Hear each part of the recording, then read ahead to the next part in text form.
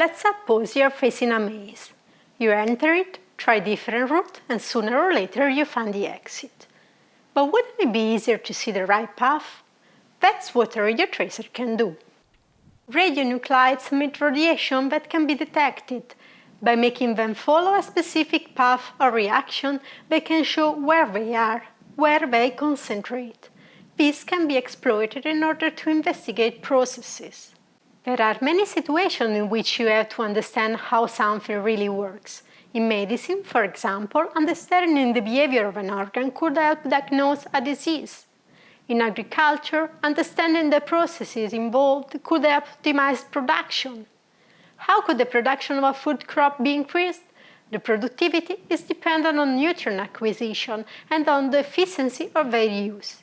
We could investigate the performance of different fertilizers to find the best one, but also the effects of pesticides and so on. This kind of study could be done only by trial and error, and that requires a lot of time and effort. In this case, understanding the processes involved could make the work much easier. The substances that can help identify, observe, or follow the behavior of various physical, chemical, or biological processes are called tracers.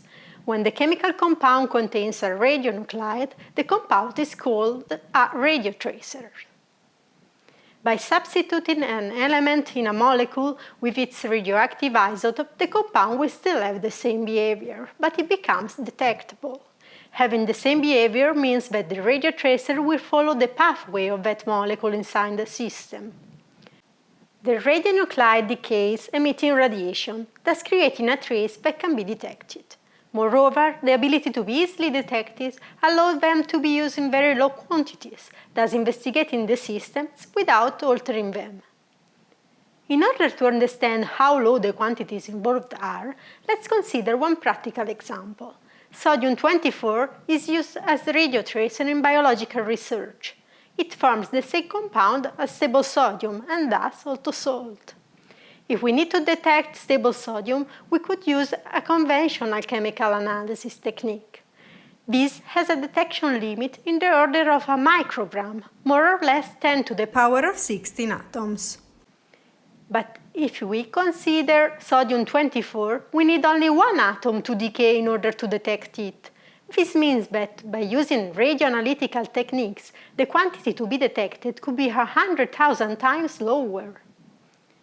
Introducing to complex biological systems, radiotracer can help us understand how cells and tissue work. They can follow nutrients, energy or pollutants through an organism's food web or ecosystem. As regards to the environment, they can help track pollutants, how they attach themselves to sediments and how they disperse into the environment. Radiotracers have become very useful for industry too. They have been applied to help solve problems in a broad spectrum of industries for over 60 years. They can be used to monitor processes, for troubleshooting during inspection, for leak detection, and for flow analysis. One of the most relevant applications is in the petrochemical industry. It is used throughout oil refineries worldwide. These plants are continuously operating. Radiotracers are used to analyze the process of on-stream troubleshooting inspection to enhance the production in the oil field. Let's assume, for example, that there is a small leak on a pipeline. Without stopping the system, a small quantity of radiotracer is injected. The radiotracer follows the flow concentrating the point where the leak is, along with the radiotracer, so the leak can be identified where a higher amount of radioactivity is detected. But does the radionuclide contaminate the soil? No, because it rapidly decays and leaves the system unaltered. Radiotracer can also be used where complex systems are involved, under extreme temperature and pressure, with the presence of different phases and flows that are very difficult to control. Among this category, there is mineral processing that is used to separate commercially valuable minerals from their ores. It involves different steps: comminution to reduce the particle size, then sizing, concentration, flow flotation, and watering, being the final solid-liquid separation. radiotracer can help investigate and control all these processes. They can be used to optimize the process, minimizing the energy consumption, for corrections, to perform technological adjustment and modeling for process analysis, or for the design of new plants. Another complex system that utilizes radiotracers is wastewater treatment, where radiotracer assists the plant design and help to optimize the process performance. Wastewater produced by domestic, industrial, commercial, or agricultural activities contain pollutants. In order to avoid contaminating rivers, lakes, and sea, wastewater has to be treated before being discharged or reused. So it is collected in wastewater treatment plants to eliminate or reduce environmental pollution. These plants use various physical, chemical, and biological methods and have to deal with a multi-phase system.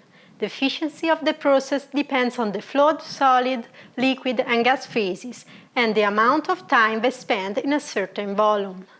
Radiotracer allow investigation of the efficiency of these processes, especially when theoretical approaches are not satisfactory. They can help in the design of these plants to ensure better safeguarding for the environment. Radiotracer can lead to several advantages in many fields of technology. As often happens, their use requires a lot of competencies, not only chemical, but also nuclear, physical, and biological. Teams that work with radiotracer include chemical engineers as well as experts and professionals in order to assure high-quality work. In particular, the preparation and use of radiotracer require the presence of radiochemists that are able to manage radioactive substances.